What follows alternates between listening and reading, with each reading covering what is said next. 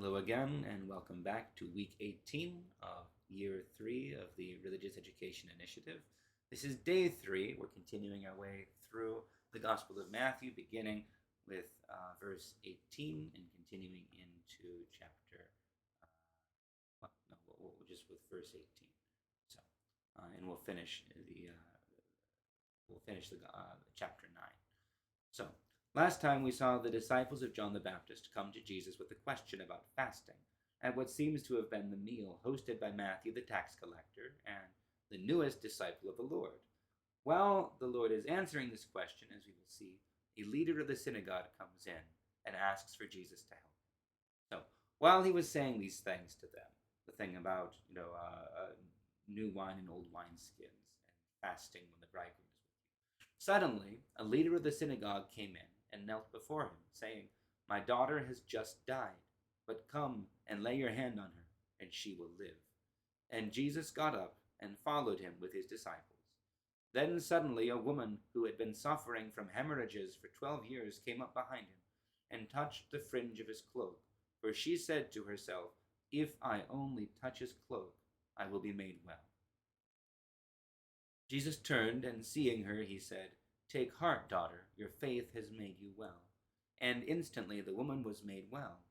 When Jesus came to the leader's house, the leader of the synagogue, and saw the flute players and the crowd making a commotion, he said, "Go away, for the girl is not dead, but sleeping." And they laughed at him. But when the crowd had been put outside, he went in and took her by the hand, and the girl got up. And the report of this spread throughout that district.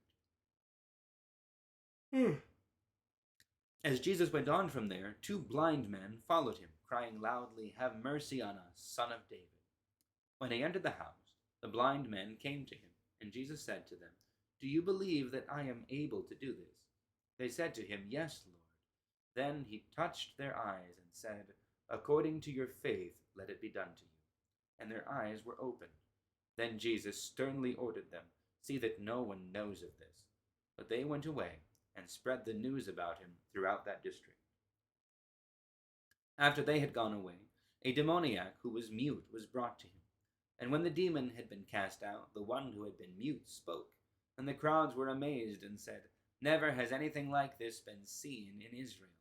But the Pharisees said, "By the ruler of the demons, he casts out the demons." So on the one hand, this reading is very, very straightforward. The Lord does 4 miracles. He heals the woman with the flow of blood. He raises the little girl from the dead.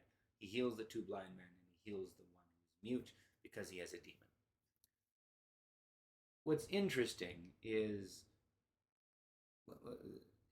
obviously in all of these things, the Lord shows himself to be God himself. Only God can raise the dead. Only God can heal with a word. Only God can touch eyes that do not work and make them work. What's interesting is first of all, we see at the end, the Pharisees are aware now of what Jesus is doing. They're aware of his miracles, and they're explaining it away. They feel threatened. They are not recognizing Jesus as one who is friendly to them, but he's not. He's come to do away with the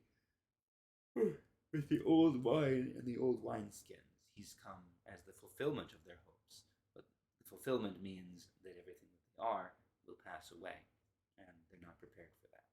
So they're beginning to explain away the miracles, and they're saying, well, he has authority over demons because he's in league with the ruler of the demons, which isn't actually how demons work, but we'll leave that beside the point. The other thing that we see that's maybe connected to this is that Jesus is apparently concealing what he's doing. He tells the blind men not to tell anyone about what's happening. And, well, the mute is healed apparently in public because everyone goes away and talks about it. But also we see when he raises the little girl from the dead, he goes into the house and he tells everyone who's mourning that they need not to mourn because she's only asleep. She's not dead. but we know that she's dead.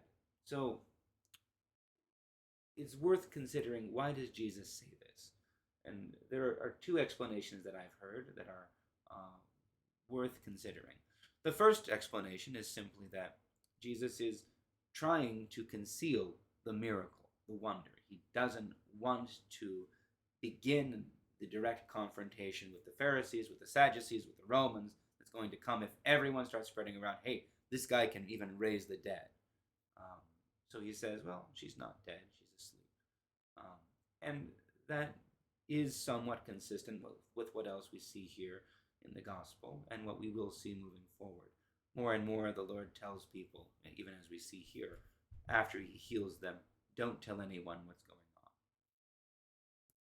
on. And it makes sense that while he's in Galilee, while he's in Judea, the more these things get spread around, the quicker the confrontation with the authorities of the world is going to come.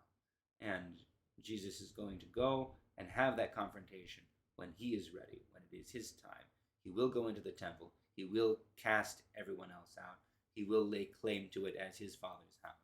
And he will then, from that confrontation, be betrayed, be arrested, and go to his passion and his resurrection. So it may just be he's saying this isn't the time yet. It's also possible, and both of these can be the case, he may be making a point about why death is bad. Because to lie down and rest, for the body to be still, this is a normal thing. We call this sleep. Now, breath is still coming in and out. Life remains in the body when we sleep. And yet, the most important thing about sleep is that we wake up from it. Jesus is going in, and he knows that he's going to wake this young girl up. And therefore, because she's going to wake up, even though she's dead, she's only asleep. And it is worth noting that the church has taken this and made this normal. We don't call the places where we bury the dead necrotaphia any longer, the place where the dead are buried. We call them kimitiria, cemeteries, which is to say, places where people are sleeping. And if they are sleeping, we are confessing that one day they will wake from sleep, that the Lord will raise them and us from death.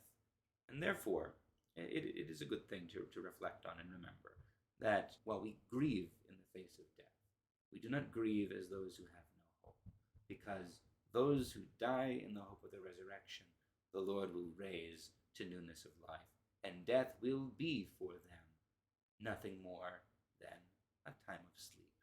So, some reflections. If they're helpful, glory to God. If not, these stories speak for themselves. So, God bless you all. Happy New Year, and we will see you for next week's reading.